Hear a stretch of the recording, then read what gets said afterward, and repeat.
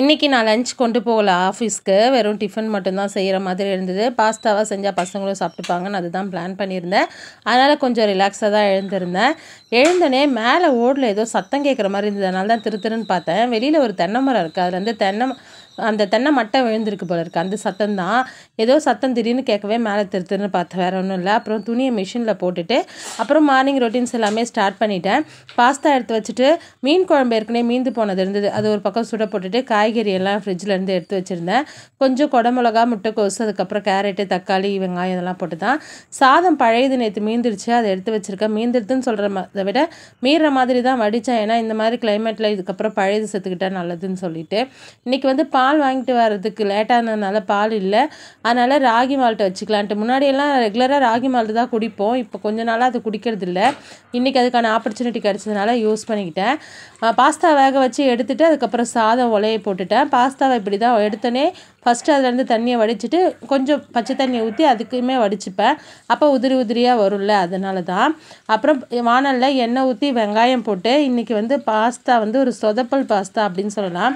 யூஸ்வலாக எனக்கு இந்த பாஸ்தா நூடுல்ஸ்லாம் பெருசாக பிடிக்காது. நான் சாப்பிட மாட்டேன். பசங்க கேட்பாங்கன்னு தான் செஞ்சு கொடுப்பேன்.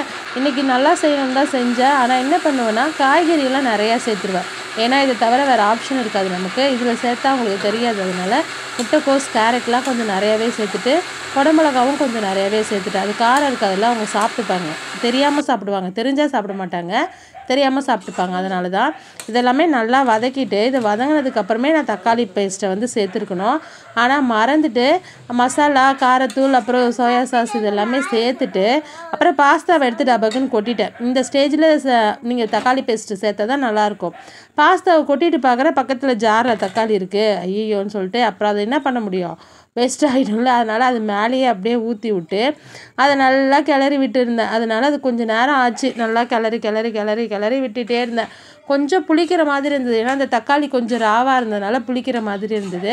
மற்றபடி நல்லா இருந்ததுன்னு தான் பசங்க சொல்லுவாங்க. பசங்களுக்கு இது பிடிச்ச ஐட்டம்ன்றதுனால நம்ம எப்படி செஞ்சு கொடுத்தாலும் சாப்பிட்டுப்பாங்க. நம்ம பார்த்து செய்கிறதுல தான் ஏதாவது ஒரு குறை சொல்லுவாங்க. அதையே காலையிலையும் சாப்பிட்டுட்டு மதியத்துக்கும் எடுத்துக்கிட்டாங்க. அதுனால மதியத்துக்கு சைட் டிஷ்க்கு சின்ன பாப்பாவுக்கு ஒரு ஆஃப் ஆயிலும் பெரிய பாப்பாவுக்கு ஃபுல் பாயிலும் போட்டு கொடுத்துட்டேன். ஏன்னா பெரிய பாப்பா வந்து ஆஃப் பாயில் சாப்பிட மாட்டா, சின்ன பாப்பா வந்து ஃபுல் பாயில் சாப்பிட மாட்டா. பெப்பர், உப்பு மட்டும் போட்டு 2 பேருக்கும் 2 எடுத்து கொடுத்துட்டேன். இது சின்ன பாப்பாவோட கரு வந்து களைஞ்ச மாதிரி வந்துருச்சு. வீடியோஸில் நான் இந்த மாதிரி டாபிக்ஸ் மோஸ்ட்டாக பேச மாட்டேன். ஆனால் நம்ம வீடியோஸ் பார்க்குறது எல்லாமே லேடிஸ் தானே, அதனால தைரியமாக பேசலாம் அப்படின்ட்டு தான். இந்த மூட் ஸ்விங், இந்த மென்சுரல் சர்க்கிளில் இந்த மூட் ஸ்விங்னு சொல்லிட்டு ஒரு ப்ராப்ளம் வருது பார்த்தீங்களா. அது எனக்கு வந்து யூஸ்வலாகவே அப்போலேருந்தே இர்ரெகுலர் தான். ஸோ இப்போ அது மாதிரி இருக்கிறதுனால அந்த மூட் ஸ்விங் வந்து எப்படி ஹேண்டில் பண்ணுறதுனே தெரியல. எருமை மாடு வயசாகிடுச்சு. இந்த வயசுலேயும் அதை ஹேண்டில் பண்ணுறதுக்கு ரொம்ப கஷ்டமாக இருக்குது. அது ஒரு மாதிரியாக இருக்குது, ஒரு மாதிரி டிப்ரெஸ்ஸாகவே இருக்குது. உங்களுக்கு ஏதாச்சும் பெஸ்ட்டு ஐடியா இருந்தால் எனக்கு கொஞ்சம் சொல்லுங்கள். அப்புறம் பசங்களுக்கு எடுத்து வச்சுட்டு சின்ன பாப்பா இன்றைக்குமே என்னோடய லஞ்ச் பாக்ஸில் தான் வேணும்னு கேட்டால் அவளுக்கு தான் இது லஞ்ச் பேக் பண்ணியிருந்தேன். ஒரு வாழைப்பழமும் கொஞ்சோண்டு நம்ம குழலி திராட்சையும் போட்டு கொடுத்துருந்தேன். பெரியவளுக்கும் சேம் தான்.